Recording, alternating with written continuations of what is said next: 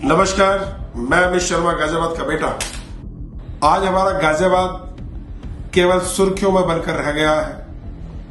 Paper work में बता दिया जाता है कि गाजियाबाद सफाई और स्वच्छता में नंबर 1 है, लेकिन जब जमीनी स्तर पर हम लोग चलते हैं तो पता चलता है कि हमारे गाजियाबाद में कितना विकास हुआ है या भाजपा ने कितनी सफाई करी है।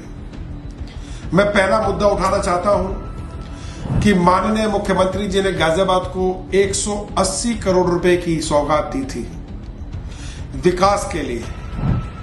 तो मैं माननीय मेयर साहिबा से पूछना चाहता हूं, वो जनता को ये बताएं कि 180 करोड़ रुपए आपने कहां खर्च करे हैं।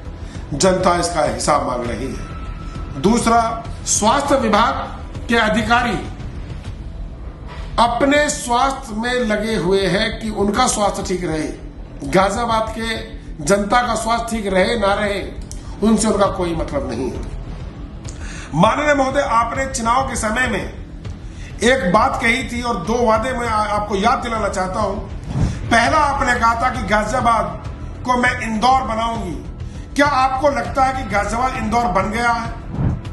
दूसरा मेरा सवाल है, आपने कहा था कि गाजियाबाद में सीसीटीवी कैमरे लगाए जाएंगे। क्या माननीय महोदय वो सीसीटीवी कैमरा, एक कैमरा गाजियाबाद में नहीं है?